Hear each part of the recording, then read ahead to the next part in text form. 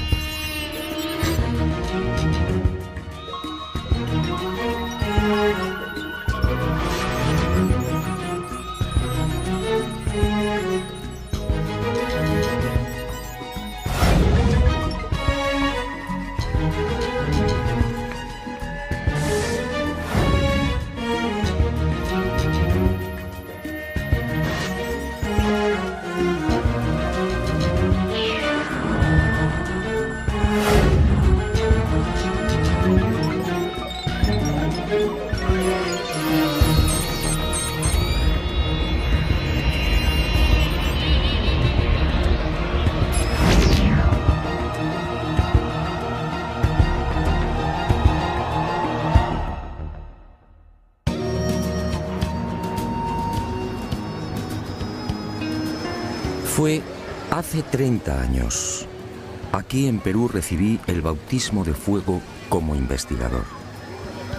Aquí, en una ciudad de Lima mucho más apacible y familiar, me enfrenté por primera vez al gran enigma de los ovnis.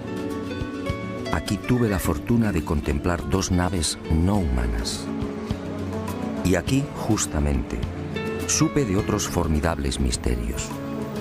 Las pistas de Nazca, las piedras grabadas de Ica y el candelabro de Paracas, entre otros.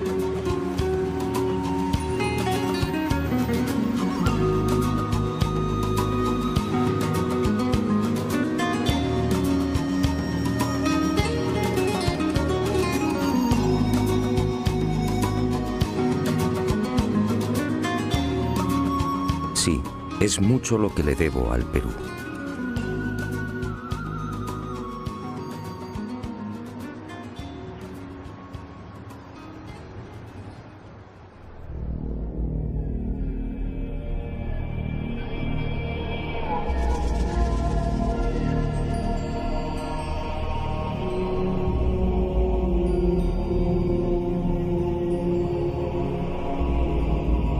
El candelabro de Paracas.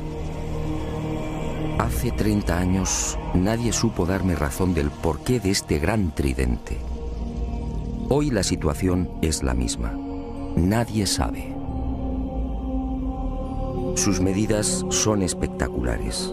Longitud máxima 183 metros. Anchura de los brazos 3.2 metros. Profundidad de los surcos entre 1 y 1.2 metros. Y en la base un rectángulo de 20 por 14 metros.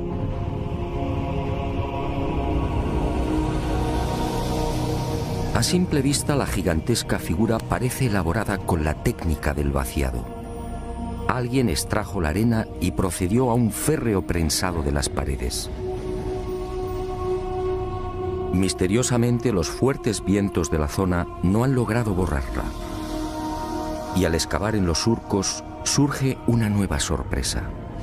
A 10 o 15 centímetros, dependiendo del lugar, aparece una costra blanco-amarillenta de naturaleza cristalina, muy común en esta península.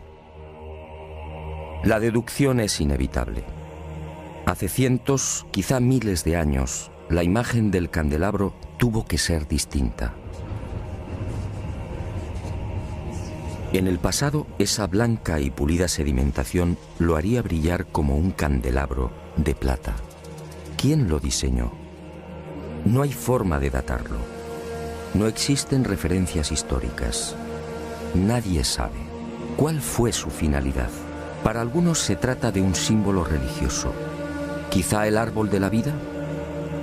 Para otros representa una constelación. ¿Quizá la cruz del sur?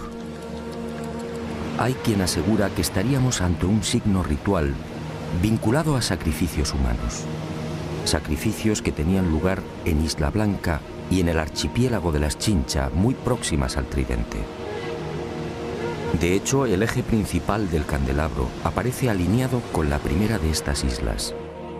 Unas islas en las que han sido encontradas las momias de jóvenes mujeres decapitadas.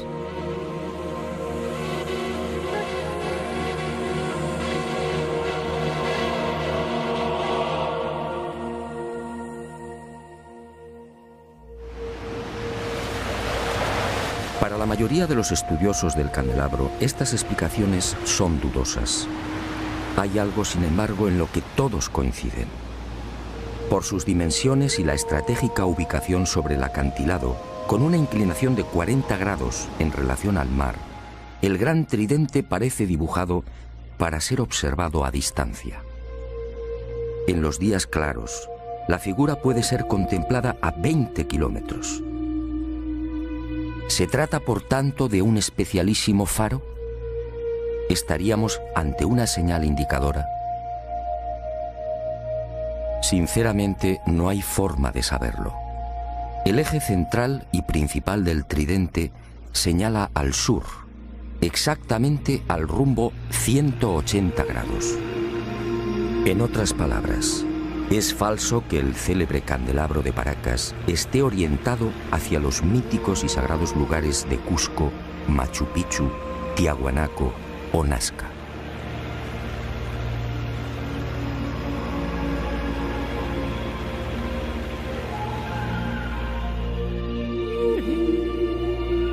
¿Una señal indicadora? Es muy probable. Una señal para los navegantes y sobre todo para los que surcaban los cielos. Pero ¿quién tenía la capacidad de volar hace cientos o miles de años?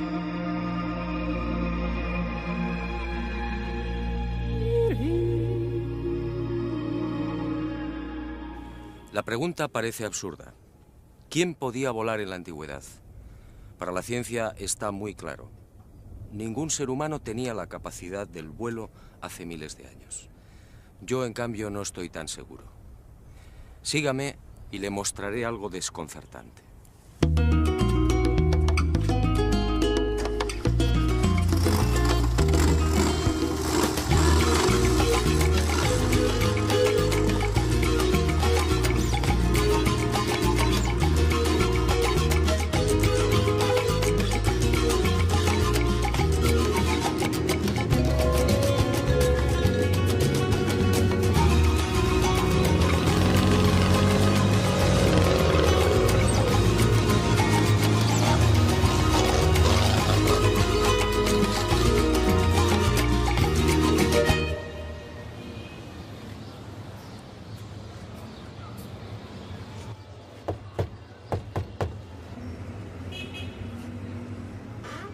Se han cumplido 30 años desde que crucé el umbral de esta puerta por primera vez. Fue entonces cuando conocí otro de los grandes enigmas del Perú. Otro misterio que sigue sin respuesta y que, en mi opinión, pudiera guardar relación con esa extraña pregunta. ¿Quién era capaz de volar en la antigüedad? En esta casa museo y durante más de 3 décadas, el doctor Javier Cabrera Darquea, fallecido a finales del año 2001, fue reuniendo la más increíble colección de piedras grabadas. El conocimiento establecido, ¿verdad?, nos parece inamovible. Pero la ciencia ha caminado moviendo ese conocimiento y permutándolo por verdades que sí son ciertas. Ahora,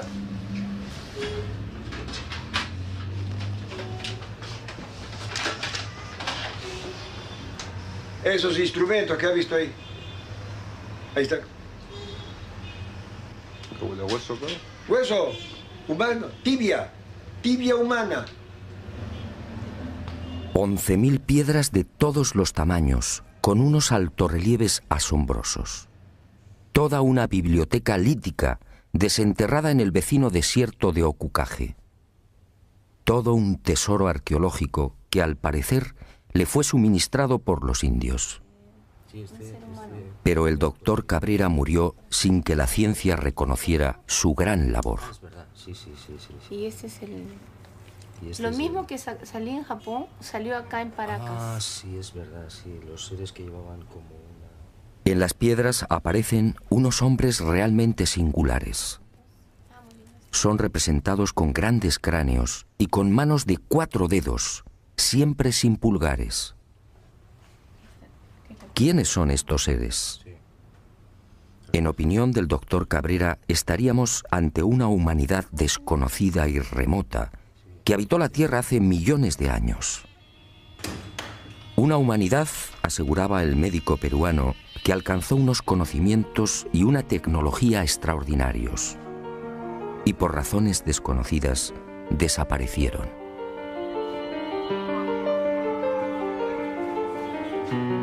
Pero antes de extinguirse, esta supuesta humanidad dejó un legado. Miles de piedras grabadas con escenas desconcertantes. Según Cabrera, se trataría de una síntesis de su historia y de su sabiduría.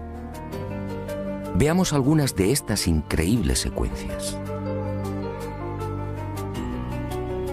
¿Trasplantes de órganos? ¿Un trasplante de corazón en la antigüedad? ¿Una intervención en el cerebro?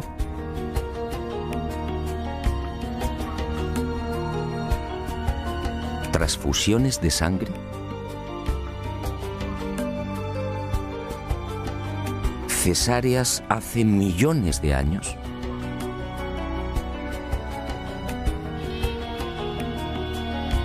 ¿Representaciones de órganos humanos? ¿Hígados? ¿Corazones? ¿Riñones? ¿Cómo es posible?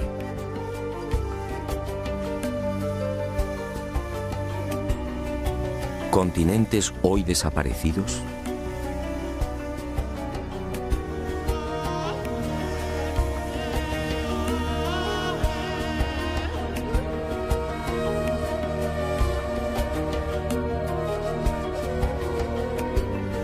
¿Animales antediluvianos? ¿Grandes dinosaurios? ¿Hombres conviviendo con dinosaurios? ¿Hombres aniquilando a estos temibles reptiles? ¿Cómo es posible si estos animales desaparecieron hace 65 millones de años?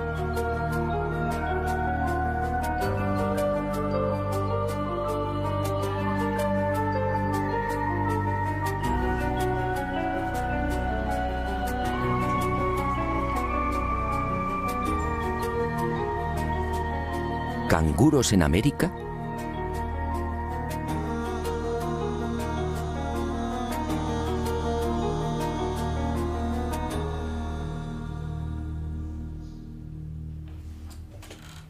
A lo largo de estos últimos 30 años, en las numerosas visitas a Ica y al desierto de Ocucaje, traté de descubrir el yacimiento del que supuestamente se extraían las piedras grabadas.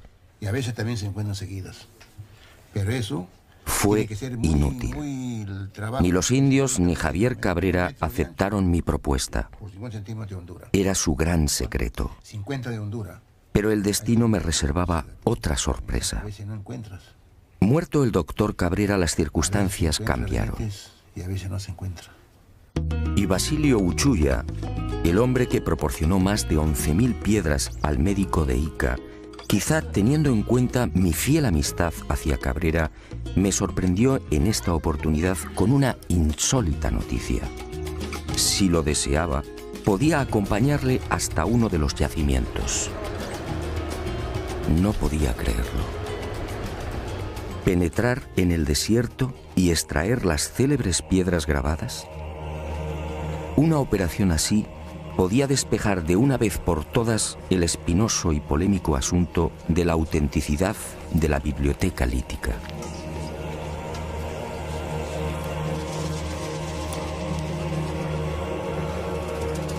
Eran las 08 horas de un caluroso miércoles 16 de enero del año 2002.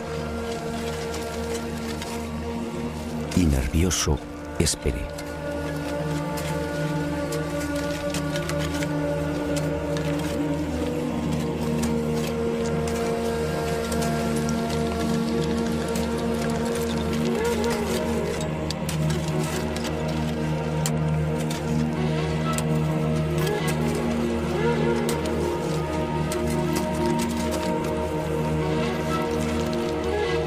45 minutos más tarde, el corazón me dio un vuelco. Uno de los indios, Omar, detuvo la pala y señaló una piedra todavía semienterrada. Y observamos que el terreno está perfectamente apelmazado.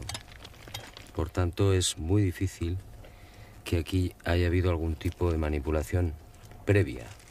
De momento, terreno completamente intacto, apelmazado. No podía sin creerlo. posibilidad de manipulación. Ya cede.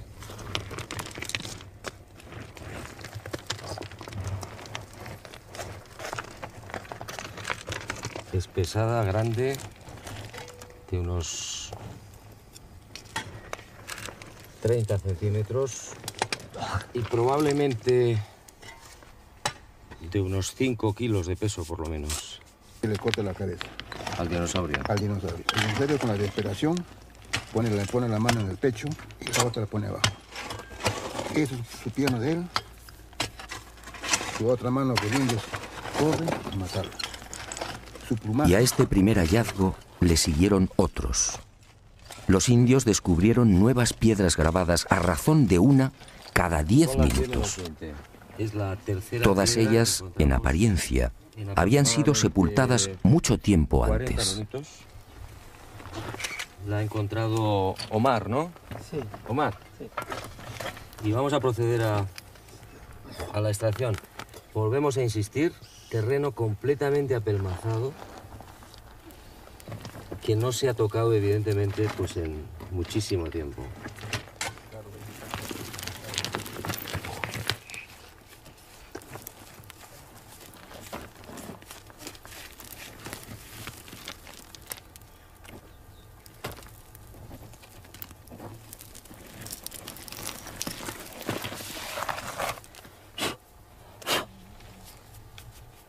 Y se bota.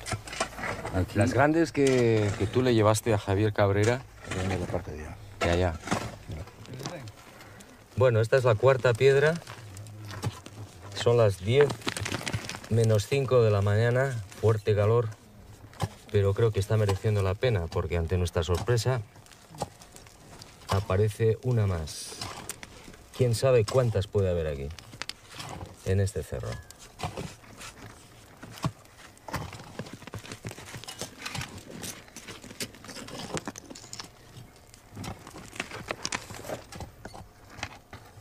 Hoy, 16 de enero del año 2002, a las 10 de la mañana, en pleno desierto de Ocucaje, Basilio Uchuya ha accedido a llevar por primera vez a un equipo de televisión hasta uno de los yacimientos de las célebres piedras grabadas de Ica. Y nos hemos llevado la gran sorpresa. En 40 minutos han conseguido extraer 4 de estas misteriosas piedras. Este, sin duda, es un momento histórico. Aquella experiencia, sinceramente, me dejó perplejo No el tiempo, pero que no es de ahora. y sentí una extraña alegría. En cierto modo, esta primicia mundial venía a compensar muchas de las amarguras sufridas por el doctor Cabrera. Ahí sí puede ser. Basilio, Y brindé qué? por él y por la valentía y coraje que demostró en vida. Pero este importante hallazgo solo era el principio de una nueva investigación. Ahora debía someter estas piedras a toda una batería de minuciosos análisis. ¿Se trataba de grabados antiguos? ¿Estábamos ante una humanidad perdida y remota? Y el enigma de Ica se oscureció mucho más. ¿Quién podía volar en la antigüedad?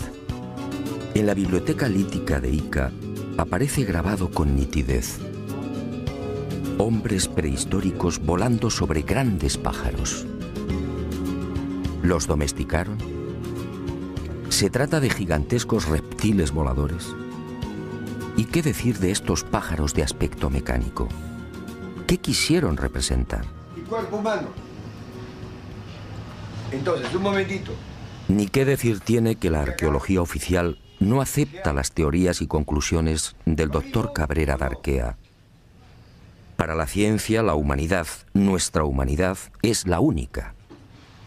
Y ceñidos a esta premisa, los arqueólogos peruanos se niegan incluso a examinar las piedras grabadas. Poco importa que los informes solicitados en su día por el doctor Cabrera a diferentes laboratorios revelen una misma y antiquísima pátina en la totalidad de las piedras. Que es curvo, que es limitado.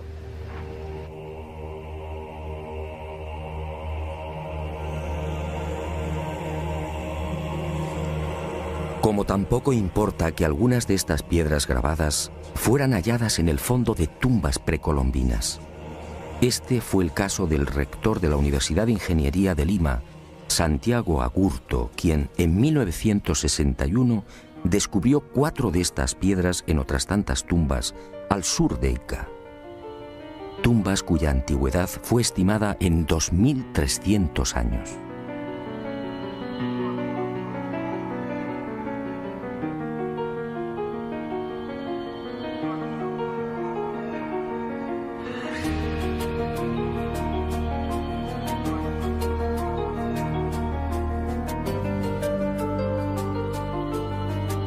A mi regreso a España, como dije, varias de las piedras grabadas desenterradas en mi presencia fueron enviadas a 5 laboratorios pertenecientes a 4 universidades españolas y una canadiense. Aunque los estudios no han concluido, los primeros análisis arrojaron el siguiente resultado. En algunas de las piedras, las zonas grabadas presentan una oscura pátina, consecuencia muy probablemente de un largo proceso de oxidación natural. En palabras sencillas, esos grabados no son recientes.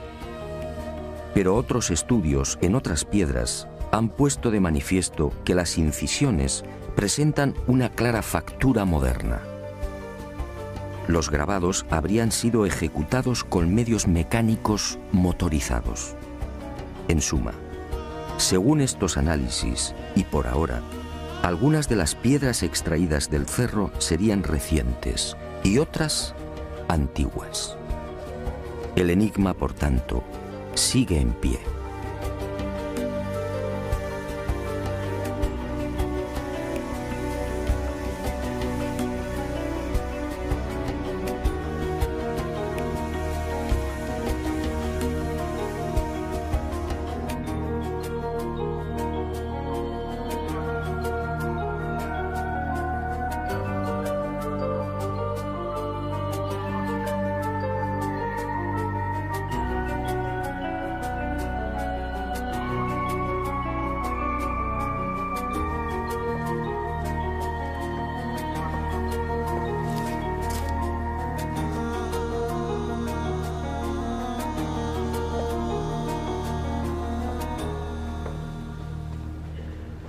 Sea como fuere, lo cierto es que los antiguos peruanos parecían obsesionados con el hecho de volar. Esta es otra prueba, una prueba determinante.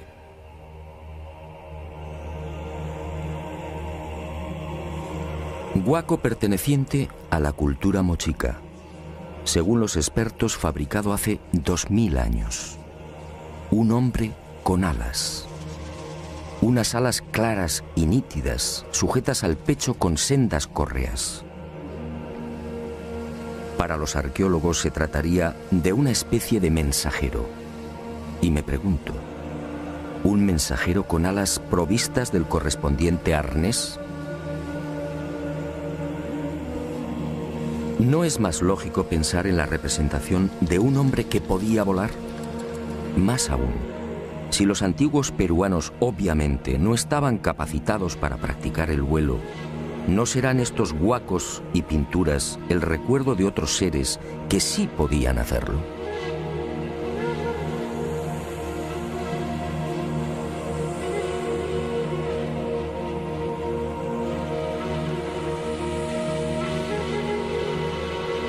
Dioses que sobrevolaron el Perú y que marcaron para siempre la memoria de los primitivos pobladores.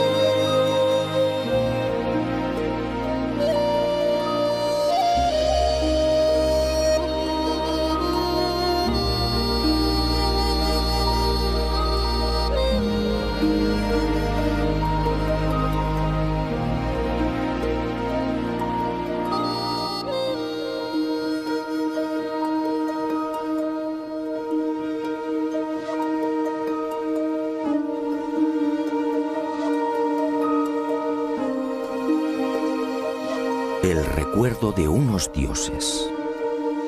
Quizás sea esta la explicación a las célebres y siempre fantásticas líneas y pistas que podemos contemplar en la desértica pampa de Nazca. Cientos de líneas kilométricas, cientos de pistas que asombran y confunden. Cientos de figuras dibujadas en un paño de casi 600 kilómetros cuadrados, estratégica y misteriosamente concentradas en las pampas y cuencas de Jumana, Santa Cruz, Río Grande, Palpa, Ingenio y Nazca.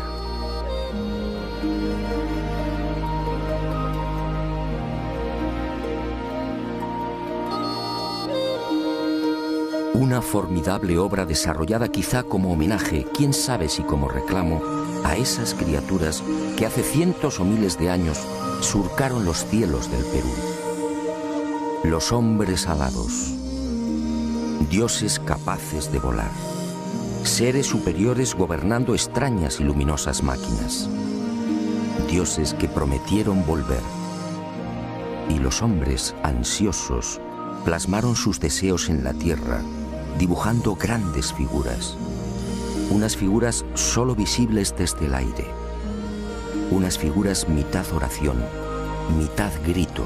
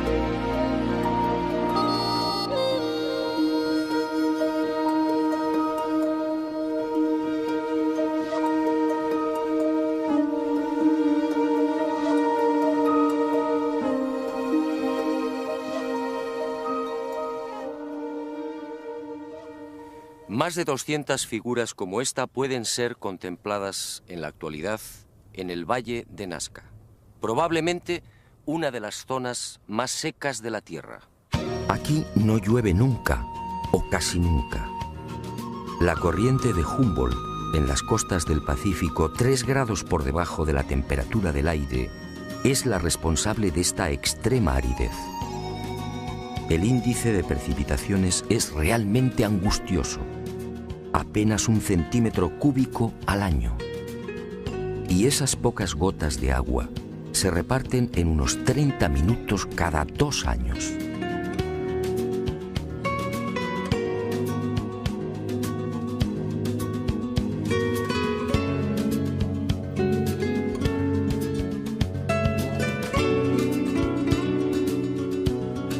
Esta circunstancia ha permitido, en definitiva, que las líneas, pistas y figuras de Nazca se conserven casi intactas a lo largo de los siglos. Y a la ausencia de lluvias hay que añadir también otro interesante y peculiar factor que ha preservado casi milagrosamente la integridad de este tesoro. Los guijarros de la pampa, sometidos durante el día a fuertes temperaturas, acumulan el calor, creando una especie de colchón que aísla la superficie del terreno y sobre el que se deslizan vientos y arenas. Me parece buena la interpretación porque eso hace de que se genere ese colchón que tú mencionas en el Valle de Taruga o en la zona de Palpa, ¿no? Donde también vemos inmensa cantidad de...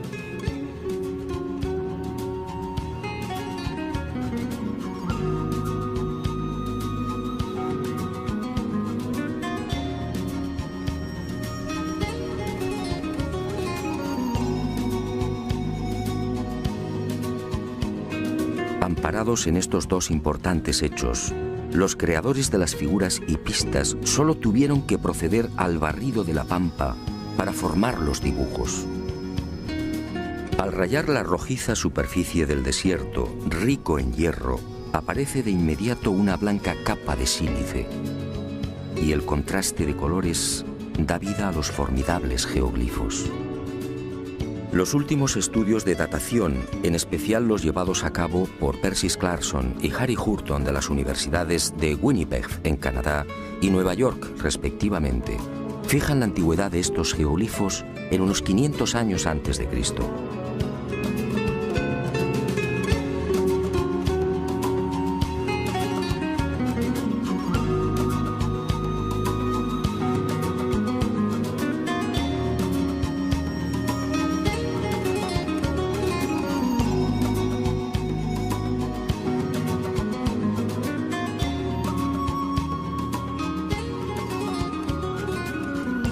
A diferencia de lo que sucede con el candelabro de Paracas, estas figuras de la pampa nasqueña sí disponen de un respaldo histórico. Cieza de León, que acompañó a Pizarro por el Perú a finales de 1537, fue testigo de excepción de estos signos. Así los califica. Signos en algunas partes del desierto que circunda Nazca. Y añade en sus crónicas que dichos signos eran tomados como caminos a seguir por las comunidades indias.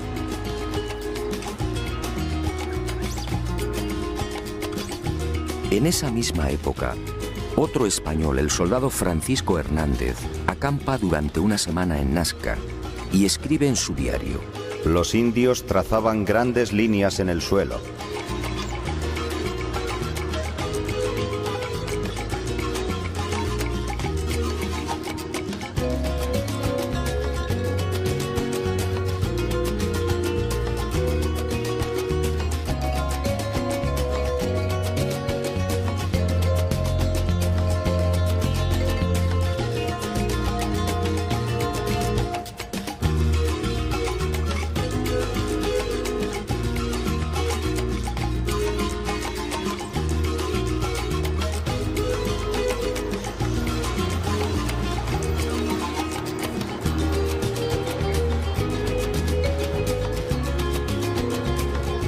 Años después, en 1586, el corregidor Luis de Monzón se dirige al virrey Toledo y le relata la siguiente historia. Antes que los españoles dominaran a los incas, en tiempos antiquísimos, un pequeño grupo de otro tipo de gente a la que llamaban los viracochas llegó a esta tierra. Y obedeciéndoles, los indios los siguieron e hicieron caminos que hasta ahora se pueden ver, largos como una calle, a cuyos lados construyeron muros bajos. ¿Los viracochas? ¿Quiénes eran? Cuando consulté a los indios, todos coincidieron.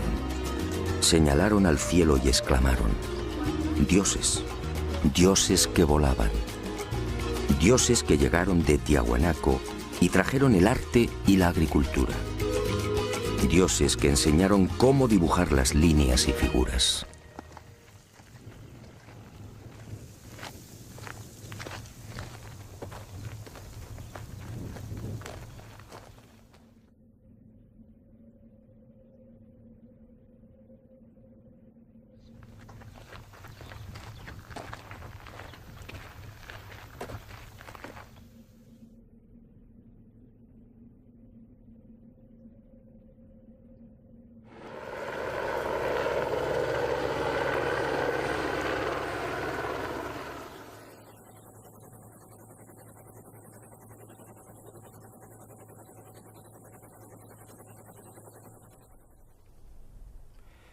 Pero además de estas célebres figuras, los antiguos pobladores de La Pampa crearon otros símbolos no menos misteriosos. Unos dibujos que voy a ofrecerle en primicia. Sígame y juzgue por sí mismo.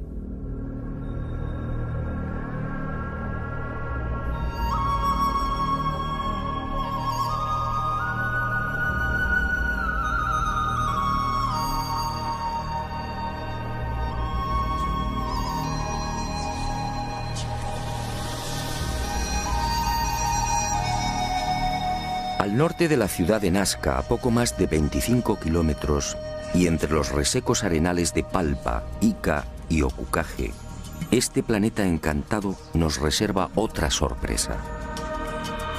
Decenas de geoglifos desconocidos. Alrededor de 300 figuras similares a las de Nazca, que nunca fueron filmadas.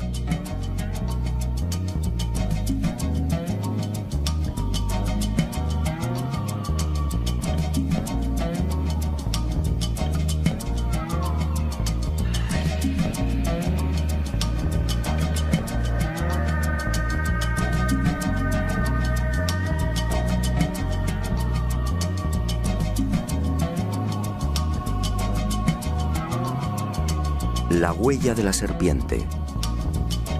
Más de 10.000 orificios de 1 metro de profundidad y 90 centímetros de diámetro que trepan por laderas y cerros. Nadie sabe qué significan.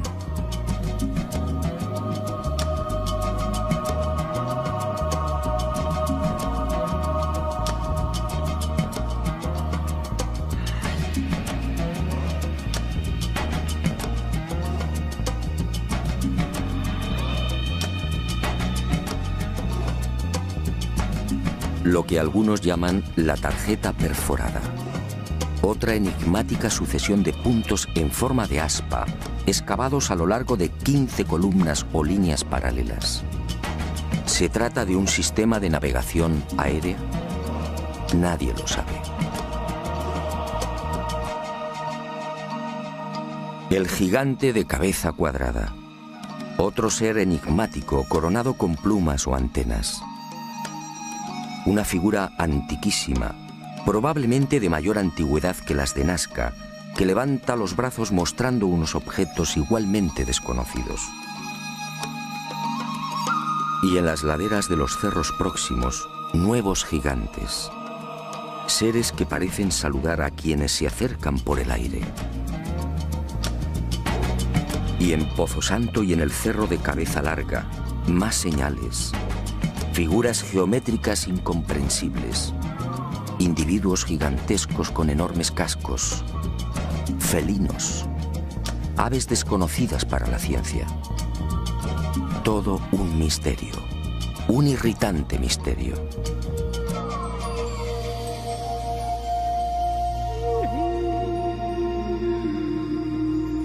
Y al igual que en el Valle del Ingenio, más líneas y pistas, cientos. Pistas de hasta 14 kilómetros.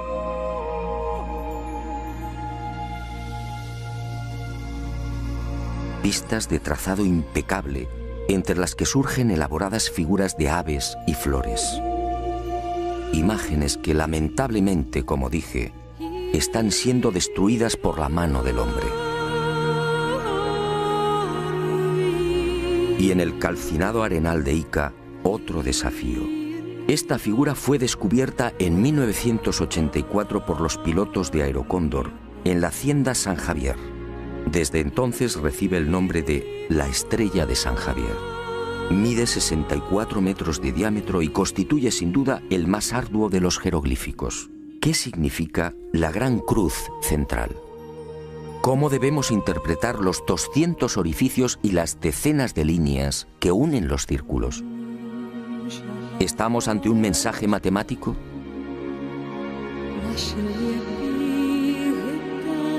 El repaso a esa otra Nazca, la Nazca olvidada, sería interminable. Y decidimos concluir con una figura que no precisa demasiados comentarios. Un colibrí de 50 metros de longitud, con algo muy especial sobre su cuerpo. Sí, todos los que lo contemplan coinciden. Un avión. Un avión dibujado sobre el cuerpo de un colibrí. Alas rectas, morro puntiagudo y todo un timón de cola. Pero, ¿quién volaba hace 2000 años?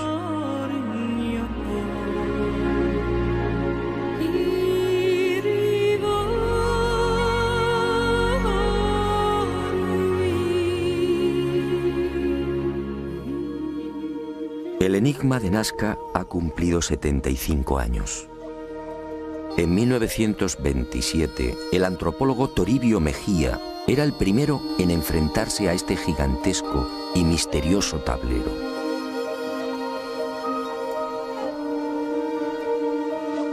Después sería redescubierto por toda una legión de expertos. Para Kosok, por ejemplo, estas figuras eran la representación de las trayectorias del Sol, de la Luna y de los planetas. En otras palabras, el mayor libro de astronomía del mundo. Para Maria Reiche, la matemática alemana que dedicó su vida al estudio de la Pampa, se trataba de un calendario. Un formidable calendario en el que las figuras reproducían constelaciones y las líneas marcaban solsticios y equinoccios. Gerald Hawkins sometió esta teoría de Reiche a las computadoras y comprobó que la hipótesis del calendario era falsa. Para el explorador inglés Tony Morrison, las líneas son caminos, senderos sagrados que unirían templos. Pero, ¿dónde están esos supuestos templos? Otros, como Jim Gutman, están convencidos de que los antiguos pobladores del Perú llegaron a fabricar y utilizar globos aerostáticos. Así, dicen, diseñaron las figuras. Dobkin, de Ríos y Cárdenas van más allá y apuntan una explicación tan poco convincente como las anteriores. Según estos científicos, las figuras de Nazca no serían otra cosa que el resultado de la ingestión de alucinógenos por parte de los indios. William Isbell, en cambio, afirmaba en 1980 que estos geoglifos fueron la consecuencia de un simple entretenimiento, un procedimiento para mantener ocupada a una gran masa de población. La hipótesis no se sostiene porque, entre otras razones, estas figuras fueron trazadas a lo largo de 1500 años como mínimo.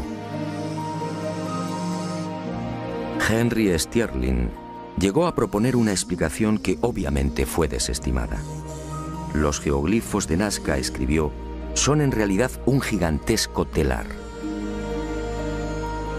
Y recientemente se ha puesto de moda otra versión que tampoco termina de convencer.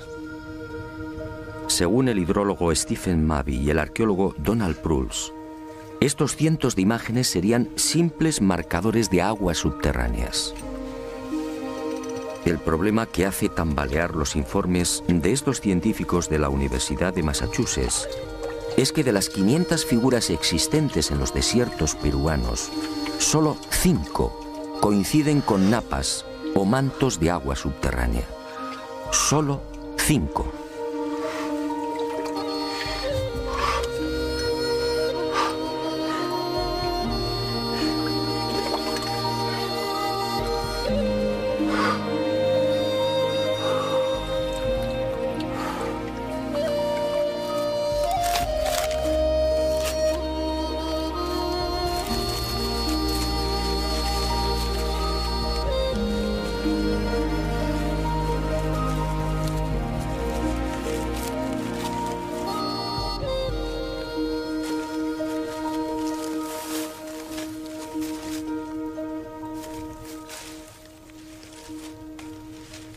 Es evidente que ninguno de estos investigadores y científicos se interesó jamás por la opinión de los indígenas. Yo sí lo he hecho. Y esta es mi conclusión. La tradición peruana dice: hace mucho tiempo, sobre esta pampa descendieron unos seres que podían volar. Fueron los viracochas, los dioses llegados del este. Unos hombres buenos que trajeron la paz, la concordia y el progreso. Y fueron esos dioses quienes dibujaron las primeras líneas y figuras. Después, nosotros, los hijos de los viracochas, seguimos su ejemplo y aprendimos a dibujar en la arena.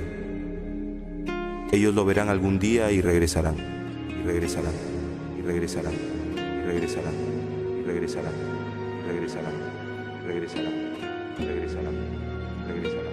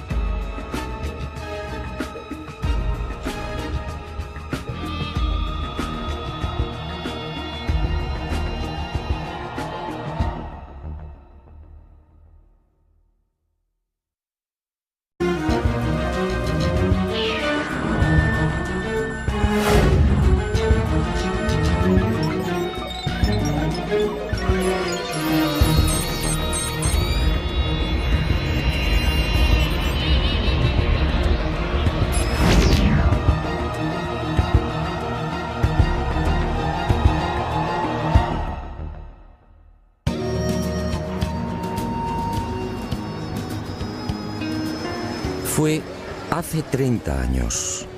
Aquí en Perú recibí el bautismo de fuego como investigador. Aquí, en una ciudad de Lima mucho más apacible y familiar, me enfrenté por primera vez al gran enigma de los ovnis. Aquí tuve la fortuna de contemplar 2 naves no humanas. Y aquí, justamente, supe de otros formidables misterios. Las pistas de Nazca, las piedras grabadas de Ica y el candelabro de Paracas, entre otros.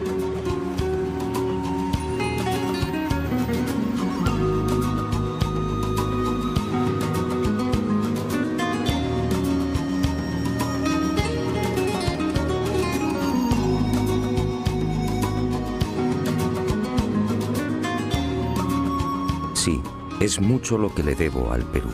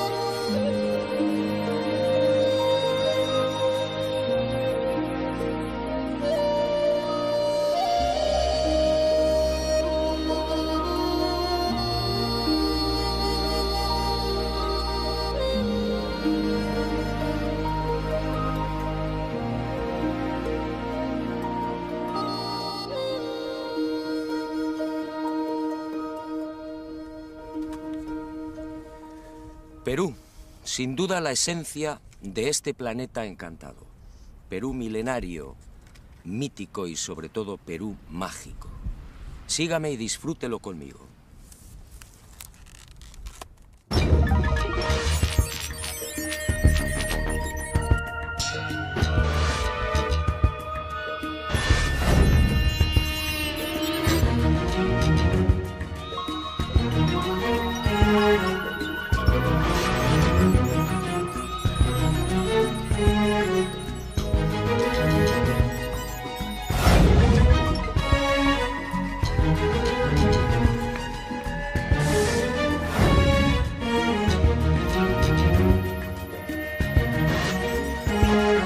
Una constelación.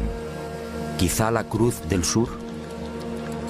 Hay quien asegura que estaríamos ante un signo ritual vinculado a sacrificios humanos. Sacrificios que tenían lugar en Isla Blanca y en el archipiélago de las Chincha, muy próximas al tridente. De hecho, el eje principal del candelabro aparece alineado con la primera de estas islas. Unas islas en las que han sido encontradas las momias de jóvenes mujeres decapitadas.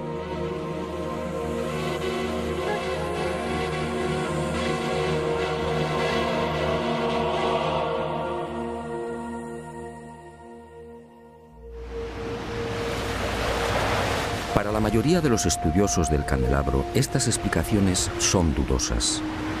Hay algo, sin embargo, en lo que todos coinciden. Por sus dimensiones y la estratégica ubicación sobre el acantilado, con una inclinación de 40 grados en relación al mar, el gran tridente parece dibujado para ser observado a distancia. En los días claros, la figura puede ser contemplada a 20 kilómetros. ¿Se trata, por tanto, de un especialísimo faro? ¿Estaríamos ante una señal indicadora? Sinceramente, no hay forma de saberlo. El eje central y principal del tridente señala al sur, exactamente al rumbo 180 grados. En otras palabras, es falso que el célebre candelabro de Paracas esté orientado hacia los míticos y sagrados lugares de Cusco, Machu Picchu, Tiahuanaco o Nazca. El candelabro de Paracas. Hace 30 años nadie supo darme razón del porqué de este gran tridente. Hoy la situación es la misma. Nadie sabe. Sus medidas son espectaculares. Longitud máxima 183 metros. Anchura de los brazos 3.2 metros. Profundidad de los surcos entre 1 y 1.2 metros. Y en la base un rectángulo de 20 por 14 metros.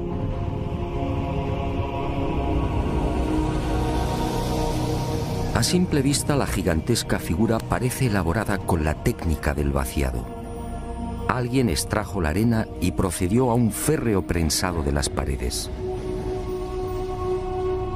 Misteriosamente, los fuertes vientos de la zona no han logrado borrarla. Y al excavar en los surcos, surge una nueva sorpresa. A 10 o 15 centímetros, dependiendo del lugar, aparece una costra blanco-amarillenta de naturaleza cristalina, muy común en esta península. La deducción es inevitable. Hace cientos, quizá miles de años, la imagen del candelabro tuvo que ser distinta. En el pasado, esa blanca y pulida sedimentación lo haría brillar como un candelabro de plata. ¿Quién lo diseñó? No hay forma de datarlo. No existen referencias históricas. Nadie sabe cuál fue su finalidad.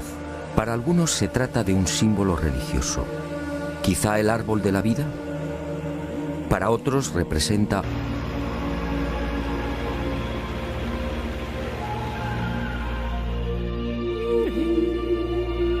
¿una señal indicadora? Es muy probable. Una señal para los navegantes y sobre todo para los que surcaban los cielos. Pero ¿quién tenía la capacidad de volar hace cientos o miles de años?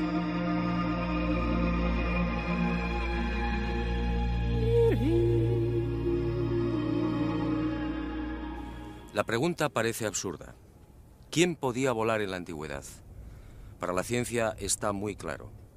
Ningún ser humano tenía la capacidad del vuelo hace miles de años. Yo, en cambio, no estoy tan seguro. Sígame y le mostraré algo desconcertante.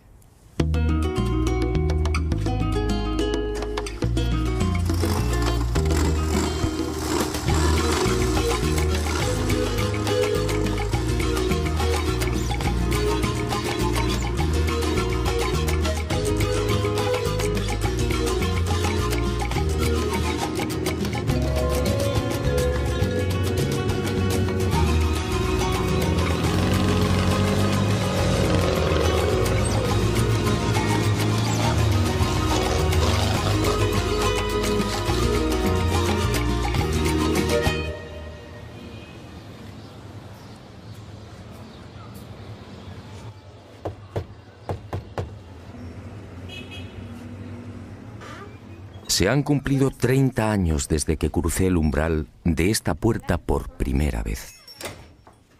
Fue entonces cuando conocí otro de los grandes enigmas del Perú, otro misterio que sigue sin respuesta.